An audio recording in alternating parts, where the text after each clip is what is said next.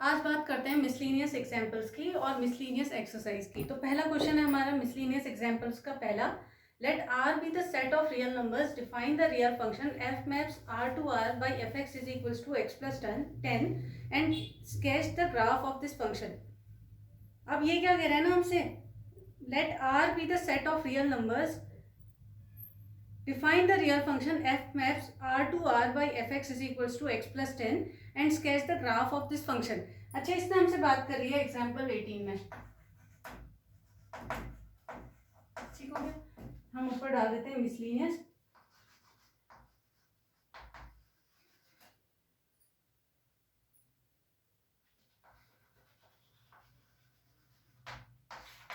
ठीक हो गया। Are be the set of all real numbers और मैपिंग जो दिखा रहा है ये f maps R to R by the function f x is equals to x plus 10। ये कह रहा है पहले तो फंक्शन को डिफाइन करो, ठीक है, उसके बाद दिए हुए फंक्शन का ग्राफ भी खींचो। ठीक है, इसको डिफाइन भी करना है और इसका ग्राफ भी खींचना है। अब डिफाइन करना मतलब मुझे ऑर्डर्ड पेयर तैयार करने पड़ेंगे, मुझे एफ का सेट तैयार करना होगा। तो मैं एफ का सेट जो तैयार करूंगी वो किस तरीके का सेट होगा मेरा। मैं अगर एफ 0 रखती हूँ तो मेरा एफ 0 निकालती हूँ तो वो कितना होगा 0 प्लस 10, मतलब एफ 0 इज इक्वल्स टू 10 हो जाएगा। तो मेरा जो पहला ऑर्डर पेयर आया वो 0,10, मतलब 0 रखने पर पहला क्या है तो कोई भी ऑर्डर पेयर हो सकता है 0,10। फिर मैंने f -1 निकाल दिया सपोज, क्योंकि r तो रियल नंबर्स हैं, इसमें फ्रैक्शंस भी आएंगे, सारी चीजें आ जाएंगी। तो f -1 जब मैं निकालूंगी तो -1 प्लस 10 इज इक्वल्स टू 9 के हो जाएगा। तो एक और ऑर्डर पेयर हमें मिल गया, -1 रखने पर रिजल्ट आया 9। ऐसे ही मैं रख देती हूँ f -2 is equals to -2 plus 10, तो हमें क्या मिलता है इज इक्वल्स टू 8। तो -2,8। अब हमें पता है कि अगर मैं किसी फंक्शन का ग्राफ बनाती हूँ तो उसके लिए मुझे एटलीस्ट दो तो पता होनी चाहिए, क्या कोऑर्डिनेट्स पता होने चाहिए जिससे मैं उसे ड्रॉ कर सकूं। अब मेरा जो फंक्शन है वो कैसा है, x प्लस 10 मेरा फंक्शन है। तो x प्लस 10 एक किसको दिखा रहा है, एक स्ट्रेट लाइन को रिप्रेजेंट करेगा जिसमें 10 हमारे पास इंटरसेप्ट है। तो उसके लिए मुझे केवल दो, अगर ऑर्डर्ड पेयर मींस दो कोऑर्डिनेट्स पता हो गए तो मैं उसका ग्राफ ड्रॉ कर सकती हूँ। तो मैंने फंक्शन को डिफाइन कर दिया, इस फंक्शन से ही मैंने वैल्यूज निकाली x की डिफरेंट वैल्यूज के लिए और fx तैयार कर लिया। fx का मतलब y है, y is equals to x plus 10 है। x को डिफरेंट वैल्यूज देते गए और वो वैल्यूज किसके एलिमेंट थी, रियल नंबर्स की एलिमेंट्स थी। उससे हमने y निकाल दिया और हमारे ये 3 ऑर्डर पेयर तैयार हो गए। अब इसका ही हमने तुरंत से स्केच तैयार कर दिया।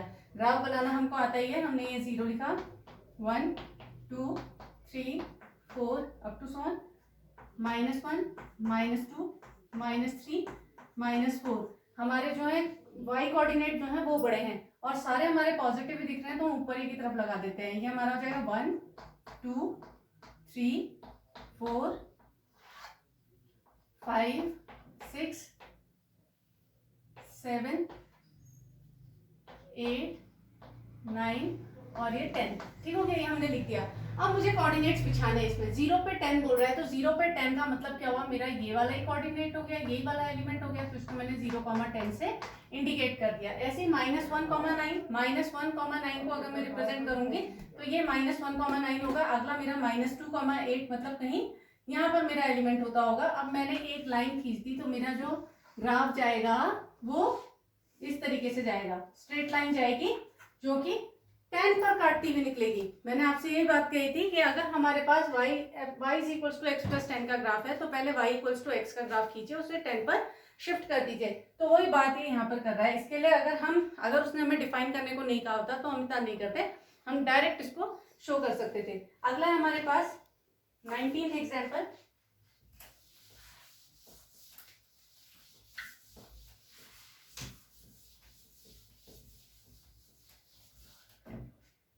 Late are be a relation from Q to Q।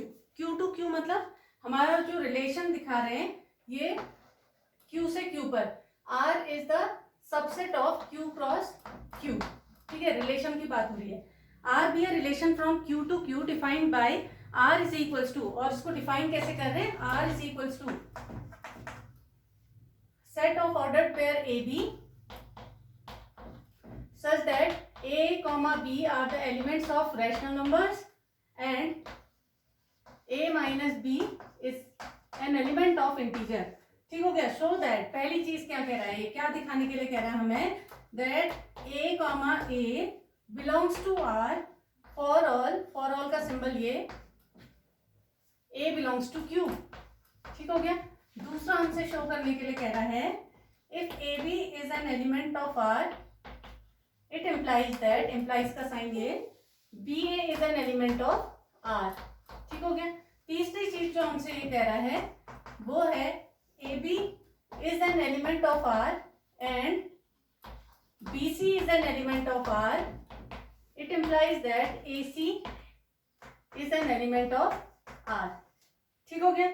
ये हमारा, अब इसने क्या कहा हमसे, R जो है वो रिलेशन है फ्रॉम Q टू Q। तो जैसे ही हमने ये सुना हमने कह दिया कि R is the subset of Cartesian product of Q and Q, और R को इसने डिफाइन किया है with the ordered pairs AB such that AB are the elements of rational numbers and A minus B is an integer. इसका मतलब क्या है, A B दोनों रैशनल नंबर्स हैं, AB और B भी, और A माइनस B अगर मैं इन दोनों को माइनस करती हूँ, A में से B को माइनस करती हूँ तो हमेशा एक इंटीजर आता है। ठीक है।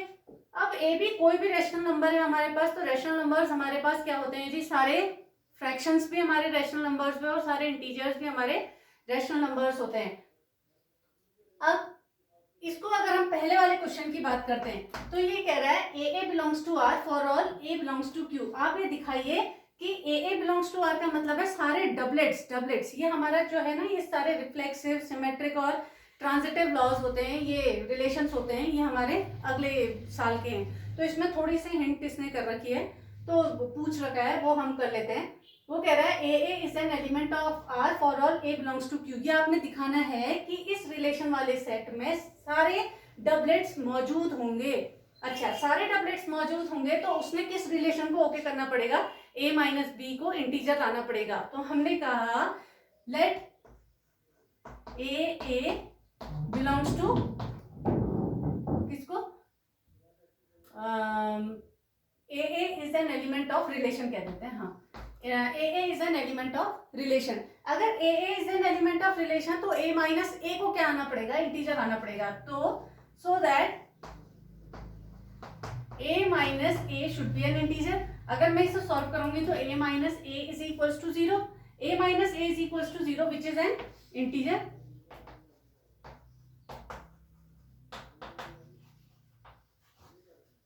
तो इसका मतलब है कि कोई भी डबलेट आप ले लो, हाफ कॉमा हाफ का डबलेट बना दो आप, क्योंकि क्यू हमारे पास रैशनल नंबर है, हमने हाफ कॉमा हाफ ले लिया। हाफ कॉमा हाफ को करूंगी मैं, तो जब मैं हाफ माइनस हाफ, क्योंकि रिलेशन तो यही वाला लगना है ना इसमें, तो हाफ माइनस हाफ लगाऊंगी तो 0 आएगा। 0 इज एन इंटीजर। अगर मैं -1 और -1 ले लेती हूँ तो -1 minus -1 is equals to -1 plus 1 is equals to 0 हो जाएगा, which is again an integer. मतलब 0 ही आना है ऑलवेज, तो विच जो कि एलिमेंट है हमारे इंटीजर का। तो मतलब ए टाइप के एलिमेंट या डबलेट्स हमारे इस रिलेशन के अंदर जगह पाएंगे। ये कह रहा है कि ए अगर एलिमेंट है आर, दिखाओ कि ए एलिमेंट है आर का जहां पर ए कोई रैशनल नंबर है। तो ए एलिमेंट होना मतलब सारे डबलेट्स मौजूद होना, तो सारे डबलेट्स इसके अंदर मौजूद होंगे। किस कंडीशन के through, that A minus B is an element of integer. अगली बात करते हैं जी, if AB is an element of R, BA should be an element of R। अगर AB R का एलिमेंट होगा तो BA भी R का एलिमेंट होगा। अच्छा, हमने कहा सेकंड वाले के लिए अगर AB is an element of R तो इसे किस चीज को ओके करना पड़ेगा, इस रिलेशन को ओके करना पड़ेगा। इसका मतलब हो गया कि A minus B is an integer. तो इंटीजर को हम लैम्डा कह देते हैं, where lambda is an integer. आगे बात समझ में, हमने कहा कि अगर ए बी आर का एलिमेंट है तो ए माइनस बी एक इंटीजर होगा, जिसको हमने लैम्डा कह दिया। लैम्डा यहाँ लिख देती हूँ, से माना, हमने मान दिया लैम्डा, जहाँ लैम्डा इज एन इंटीजर। ठीक हो गई बात। अगर ए माइनस बी लैम्डा है, कोई इंटीजर है, क्योंकि ये तो जगह पा रहा है, ये कह रहा है कि इस रिलेशन के अंदर ए बी अगर जगह पाता है तो बी ए भी जगह पाएगा। अब बात समझ लो, दूसरे वाली की मीनिंग क्या है कि अगर इस रिलेशन के अंदर ए भी जगह पा रहा है तो बी ए को भी जगह मिलेगी, ये आपने दिखाना है। तो हमने कहा अगर ए बी को जगह मिली है तो ए माइनस बी एक इंटीजर होता होगा, हमने उसे लैम्डा कह दिया। ठीक है, अब इसमें से माइनस कॉमन लीजिए तो अंदर कौन बैठ गया जी, हमारा b minus A. Is equals to lambda, इसी में से कॉमन लिया देखिए, तो b minus A is equals to क्या हो गया माइनस लेमडा। माइनस लेमडा भी तो अपने आप में अगर यहाँ पर 1 आ जाता है माइनस करने के बाद, तो -1 भी तो अपने आप में एक इंटीजर है। हाँ जी इंटीजर है, तो इसका मतलब हो गया कि minus lambda will also be an integer. तो b माइनस ए भी हमारा इंटीजर आ गया, तो हम क्या कहेंगे b a is also an element of R. आप पहले प्रश्न को समझिए, बहुत इंपॉर्टेंट बात है ये। प्रश्न में उसने कहा था कि आर जो है वो सबसेट है Q इंटू क्यू का, जहां पर Q हमारे रैशनल नंबर्स थे और रिलेशन को डिफाइन किया था उन ऑर्डर्ड पेयर्स के लिए जिसमें ए बी जो है वो Q है और A और B का डिफरेंस जो है वो इंटीजर है। A और B का डिफरेंस जो है वो इंटीजर है। तो दिखाने को कहा उसने कि सारे डबलेट्स जो होंगे वो R के एलिमेंट्स होंगे जहां पर A जो है वो रैशनल नंबर है। तो उसके लिए हमने कहा अगर A रिलेशन के एलिमेंट्स होंगे तो उसको इस कंडीशन को ओके करना पड़ेगा, और वो कंडीशन के थ्रू हमने चेक किया A माइनस ए तो 0 आ गया, और 0 क्या इंटीजर है? हाँ जी इंटीजर है। फिर हम सेकंड में आए, उसने कहा अगर रिलेशन में ए भी जगह पाता है तो बी ए भी जगह पाएगा। ठीक है, a B is an element of R, it implies that b a is an element of R. का मतलब हुआ अगर ए बी आर का एलिमेंट है तो बी ए भी आर का एलिमेंट होना चाहिए। तो इसको दिखाना है हमने कहा कि ए बी अगर एलिमेंट ऑफ आर होगा तो वो इस कंडीशन को ओके करेगा, that is a minus B is equals to lambda where lambda is an integer. तो हमने इसमें से माइनस कॉमन ले लिया, तो माइनस को जब फेंकने के बाद B minus A is equals to minus lambda आ गया। बी माइनस ए को अगर मैं इसमें रखूंगी तो जब a माइनस बी था तो ऑर्डर पेयर क्या था ए बी, जब b माइनस ए होगा तो ऑर्डर पेयर क्या बन जाएगा बी ए बन जाएगा, और माइनस लेमडा अपने आप में एक इंटीजर होगा तो b a is an element of R. तो हमने a B is an element of R लेकर चले और कहाँ पहुंच गए b a is an element of R. तो ये भी ट्रू हो गया, ये भी हमने दिखा दिया। तीसरी बात करते हैं हम ट्रांजिटिव रिलेशन की। ये तीसरा जो हमारा ये ट्रांजिटिव रिलेशन कहा जाता है। दूसरा वाला जो हमने किया वो हमारा सिमेट्रिक रिलेशन था, और जो पहला हमने किया वो हमारा रिफ्लेक्सिव था। ठीक है, अब तीसरे की बात करते हैं। तीसरे में हमसे ये कह रहा है if a B is an element of R and b c is an element of R. अगर ए बी आर का एलिमेंट है और बी सी भी आर का एलिमेंट है तो ए सी को भी आर का एलिमेंट होना चाहिए। तो यहां तक पहुंचना है हमने कि ए सी जो है वो एलिमेंट ऑफ आर है। इसका मतलब है मुझे क्या दिखाना है, टू शो क्या है मेरे पास, अगर ए सी आर का एलिमेंट होगा तो किस कंडीशन को ओके करेगा, इस कंडीशन को। मतलब क्या आना चाहिए A minus C is equals to integer. आई बात समझ में?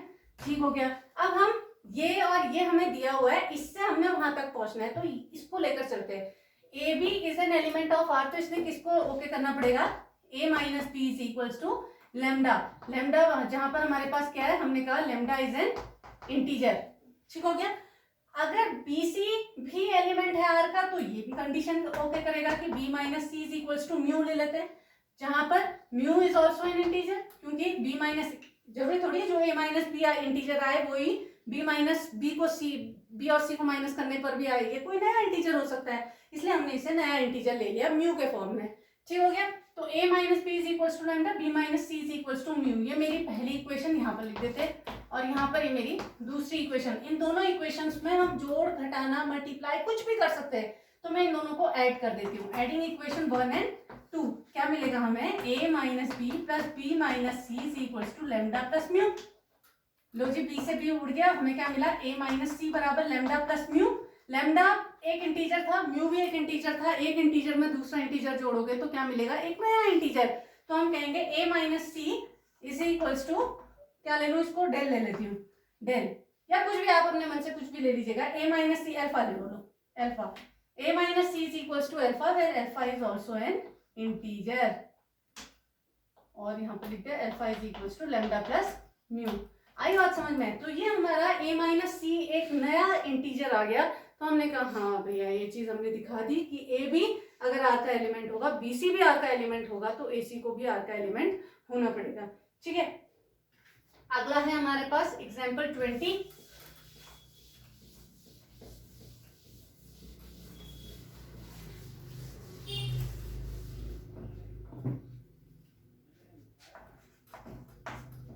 Late f is equals to set with element 1, 1, 2, 3, 0, -1, -1, -3 be a linear function be a linear function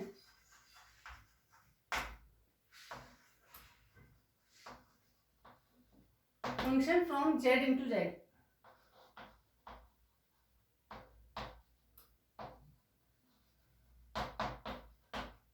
fx find करने के लिए कह रहा है, फाइंड fx, ठीक है। इसने कहा कि हमारा फंक्शन जो है उसे हमने, इसने आप फंक्शन नहीं दे रखा है, ऑर्डर पेयर के थ्रू सेट दे रखा है फंक्शन का, और कहा है कि इतनी हिंट हमें कर दी कि ये एक लीनियर फंक्शन है। ठीक हो गई बात। अच्छा, लीनियर फंक्शन है तो लीनियर फंक्शन का फॉर्मेट क्या होता है? एक जनरल अगर मैं उसका फॉर्मेट देखूं तो किस तरीके का होता है? fx is equals to mx plus C, ऐसा ही तो पढ़ा हमने, ये तो हमने पिछले साल भी पढ़ा हुआ है कि fx is equals to mx plus C हमारा जनरल स्टैंडर्ड फॉर्म होता है किसका? एक लीनियर फंक्शन का। तो linear function fx is equals to mx plus C हो गया जी हमारे पास। अब इनमें से हमें पता है कितने इसमें क्या है, कह सकते हैं हम कॉन्स्टेंट्स, m भी एक कांस्टेंट है और c भी एक कांस्टेंट है, और मुझे ऑर्डर्ड पेयर्स दे रखे हैं 4। किन्हीं भी 2 ऑर्डर्ड पेयर्स को आप पकड़ लीजिए, किन्हीं भी 2 ऑर्डर्ड पेयर्स को आप पकड़ लीजिए और उनकी वैल्यूज यहाँ पर रखिए। आपकी 2 इक्वेशंस बनेंगी m और c में, उससे आप m और c को फाइंड कर सकते हैं। जैसे fx is equals to mx plus C, ये f के एलिमेंट कौन बैठे हैं जी? ये बैठे हैं। तो इसमें से पहला मैंने 1 1 ले लिया, पहले मैंने ले लिया 1 1, तो 1 1 इसको सेटिस्फाई करेगा। यहाँ पर 1 क्या है? x, और दूसरा 1 क्या है? fx के। ठीक हो गया, वैल्यूज रखते हैं, हमें क्या मिलेगा?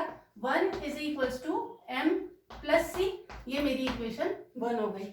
ऐसे ही मैं रख देती हूँ 2,3, अगला मैंने रख दिया 2,3, तो 2 में मेरा ये x है और ये fx के इक्वल है, मैं वैल्यू रखती हूँ तो मुझे क्या मिलेगा? 3 is equals to 2m plus c के, ये मेरी इक्वेशन 2 हो गई। इन दोनों इक्वेशंस को हमने सॉल्व करना है। इन दोनों को अगर हम सॉल्व करेंगे तो हमें क्या मिलेगा? m, यहाँ से रख देती हूँ 1 minus m is equals to 3 minus 2m। ठीक है, दोनों के c इक्वल करके रख दिया हमने, तो ये आया हमारे पास कितने के equal? m is equals to 2। ठीक है, आप सॉल्व करना है तो आप लोगों को आता ही है। m इज इक्वल्स टू 2, और जैसे हमने 2 रखा तो हमारा c इज इक्वल्स टू -1। तो मेरी इक्वेशन क्या तैयार हो गई जी? मेरी फंक्शन मैंने तैयार करना था, fx क्या तैयार हो गया? m की जगह पर रखा मैंने 2x प्लस c की जगह पर -1, 2x -1 मेरा फंक्शन तैयार हो गया। इसको हमने इसमें रख देना है तो हमारी वैल्यू निकल जाएगी फंक्शन की। यही फाइंड करने के लिए वो हमसे कह रहा था।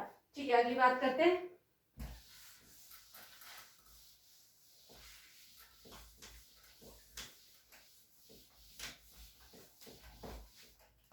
Find the domain of the function fx is equals to, domain of the function 21 है ये, डोमेन फाइंड करने के लिए कह रहा है। For the function fx is equals to x square plus 3x plus 5, ठीक है, और नीचे बैठा है x square minus 5x plus 4। ये मेरा फंक्शन है। अब इस फंक्शन में हमारा काम क्या होता है पता है आपको? दिए हुए फंक्शंस के क्योंकि क्वाड्रेटिक पॉलिनोमियल दिख रहे हैं दोनों के फैक्टर्स कर दीजिए। ठीक है, फैक्टर करते हैं। नीचे वाले का फैक्टर क्या होगा हमारा? x square minus 5x plus 4, इसका कोएफिशिएंट 1 इंटू 4, पॉजिटिव आने वाला है, मतलब किन्हीं 2 को ऐड करने के बाद हमें 5 मिलने वाला है, जिनका प्रोडक्ट जो है वो 4 के इक्वल होगा। तो 4 प्लस 1 5 हो गया हमारा, ये मिल गया हमें x square minus 4x minus x plus 4। x हमने हटा दिया तो x minus 4 minus 1 x minus 4। अब ये तो आपको आते हैं सॉल्व करने, इसमें कोई बड़ी बात नहीं है। x माइनस 4, मेरे नीचे वाले के फैक्टर्स के आगे x minus 1 into x minus 4, ये आ गए जी हमारे। अब ऊपर वाले के फैक्टर्स देखने हैं मैंने, x square plus 3x plus 5। अब x square plus 3x plus 5 का हम क्या निकालते हैं? डी, डिस्क्रिमिनेंट निकाल देते हैं। तो आएगा ये बी स्क्वायर माइनस 4ac के थ्रू, बी आया हमारे पास 3 का स्क्वायर 9 माइनस 4 इंटू 1 इंटू 5, ये आया 9 minus 20 which is equal to -11। D is less than 0 हो गया जी। आपको पता है अगर किसी क्वाड्रेटिक इक्वेशन की मैं बात करती हूँ, देखो बहुत इंपॉर्टेंट बात बता रही हूँ आपके, x square plus B x plus C, अगर हमें कोई पॉलिनोमियल दिया होता है तो इस केस में सबसे पहला काम फाइंड डी। ठीक हो गया। अगर डी इज ग्रेटर देन 0 तो इसके रियल रूट्स होंगे, अगर D is greater than equals to 0 हो गए, रियल एंड इक्वल रूट्स हो गए। ठीक है, और डी इक्वल्स टू 0 होने पर इक्वल रूट्स हो गए, ठीक हो गया, रियल एंड इसके हो गए डिस्टिंक्ट रूट्स, ठीक है। यहां पर हमारे पास आया रियल एंड इक्वल रूट्स इसका, ठीक है, और d इज इक्वल टू 0 होते ही हमारे पास आ गए इक्वल रूट्स, ठीक है। ये तो हमारा हो गया। लेकिन भैया जब d इज लेस देन 0 आए तो क्या हो जाए स्टोरी, अगर d इज लेस देन 0 है तो d इज लेस देन 0 होते ही हमें जाना पड़ता है अपने a के पास। मुझे किसके पास जाना पड़ेगा, a के पास। d इज लेस देन 0 देखते ही आपको जाना पड़ेगा a के पास। a से पूछेंगे तुम कैसे हो, पॉजिटिव हो या नेगेटिव हो, तो वो कहेगा मैं अगर पॉजिटिव हूँ, कहेगा अगर मैं पॉजिटिव हूँ तो आप कहोगे कि दिया हुआ पॉलिनोमियल जो है वो पॉजिटिव क्वाड्रेटिक इक्वेशन है। मतलब जो आपकी इसके अंदर आप कुछ भी वैल्यूज रख दोगे तो आपको आंसर जो मिलेगा वो पॉजिटिव आंसर मिलेगा। तो पॉजिटिव होगा, ये पूरा पॉलिनोमियल जो होगा वो ग्रेटर देन 0 कंसीडर किया जाएगा। और अगर d इज लेस देन 0 के साथ ये चीज नेगेटिव बैठ जाती है ना यहाँ पर इसका कोफिशिएंट, तो हम कहेंगे कि दिया हुआ पॉलिनोमियल जो है वो पूरा कैसा खेल रहा है, नेगेटिव खेल रहा है। मतलब पॉलिनोमियल जो है वो लेस देन 0 के लिए बात कर रहा है। तो यहाँ पर हम गए अपने क्वेश्चन में, हमारे पास आ गया d is greater than less than 0, किसके पास जाना पड़ेगा मुझे इसके x square plus 3x plus 5 थी ना मेरी equation, x square plus 3x plus 5, इसके a के पास जाना पड़ेगा। और a क्या है जी हमारा 1 विच इज पॉजिटिव। पॉजिटिव होते ही मुझे पता चल गया कि x square plus 3x plus 5 वाली जो पॉलिनोमियल है वो हमेशा पॉजिटिव रहने वाला है जी। पॉजिटिव रहने वाला चीज कभी गड़बड़ नहीं करती, पॉजिटिव रहने वाली चीज कभी गड़बड़ नहीं करती। अब वो इसकी डोमेन पूछ रहा है तो ऊपर तो बैठ गया पॉजिटिव, इससे हमें अब कोई फर्क नहीं पड़ता, न्यूट्रल कर देगा चीज को, ये बिगाड़ेगी काम। क्या अगर नीचे 1 बैठेगा तो ये नॉट डिफाइन हो जाएगा, 4 बैठेगा तो भी नॉट डिफाइन हो जाएगा। तो सारे रियल नंबर्स को एक्सेप्ट करेगा, एक्सेप्ट किसको, 1 और 4 को। तो इसकी डोमेन जो हो जाएगी, इस फंक्शन की जो डोमेन हो जाएगी ना, वो क्या होगी, सारे रियल नंबर्स में से मुझे 2 एलिमेंट्स गायब करने पड़ेंगे। वो 2 एलिमेंट्स क्या होंगे, 1 और 4। मतलब 1 बैठाते ही ये नॉट डिफाइन हो जाने वाला है, 4 बैठाते भी नॉट डिफाइन हो जाने वाला है। और यहाँ पर हमारे पास आ गया x square plus 3x plus 5, जो पॉलिनोमियल था वो हमारा पॉजिटिव पॉलिनोमियल हो गया। सारे रियल नंबर्स के लिए ओके हो जा रही है वो चीज। इसका मतलब है कि ये तो सारे रियल नंबर्स हो गए, इसमें 1 और 4 की एंट्री नहीं है, तो हम कहेंगे आर में से 1 और 4 को आपने गायब कर दिया, ठीक है। तो ये हमारे देखिए एलिमेंट्स को दिखाते हैं तो वो सेट के अंदर पे दिखाते हैं, इस तरीके से हम इसे डिफाइन करेंगे।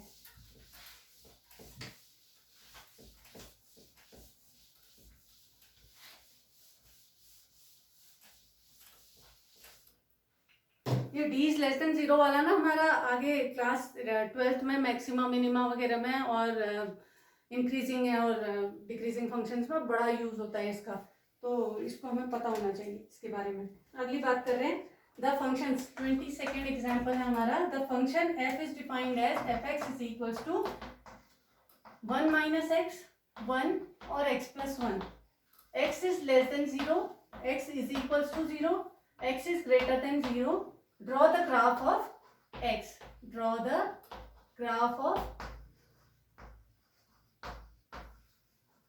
fx, ठीक हो गया।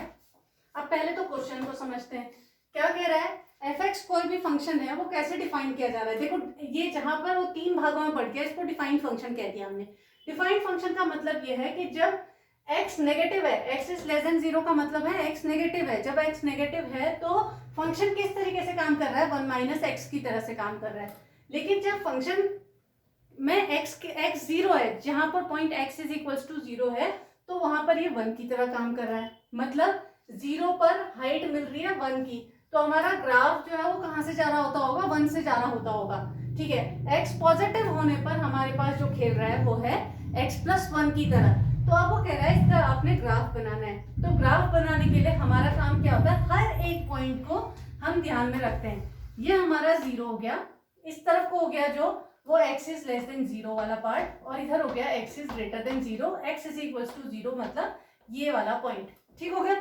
सबसे पहले x इक्वल्स टू 0 को रिप्रेजेंट कर देती हूँ। x इज इक्वल्स टू 0 पर ये दे रहा है 1, ठीक है, ये पॉइंट मिल गया मुझे 1, किस पर, x इज इक्वल्स टू 0 पर, इसको मैंने इंडिकेट कर दिया, ठीक है। अब हम लेस देन 0 पे बात करते हैं। लेस देन 0 पे हम बात कर रहे हैं 1 माइनस एक्स की। मेरा function y is equals to 1 minus x, मतलब y is equals to minus x plus 1 की तरह काम कर रहा है।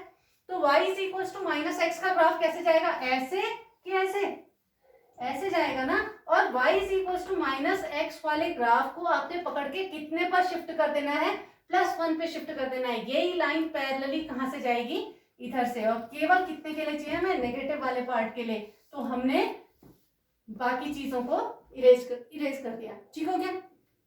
अगली बात करते हैं हम, x इज ग्रेटर देन 0 की बात कर रहे हैं और हमारा ग्राफ जो जा रहा है वो x प्लस 1, मेरा function y is equals to x plus 1 है for x is greater than 0, मतलब x जब पॉजिटिव हम रख रहे हैं तो हमारा ग्राफ जो जा रहा है वो कैसा जा रहा है, x प्लस 1। इसका मतलब है y is equals to x का ग्राफ खींचना है, और y is equals to x का ग्राफ क्या होता है, ये, और इसको मैंने कहां पर शिफ्ट कर देना है, फिर से 1 पर शिफ्ट कर देना है। ये पकड़ के पैरेलली शिफ्ट कर दिया 1 पे, तो हमारा ग्राफ जो है वो कुछ इस तरीके से जाएगा।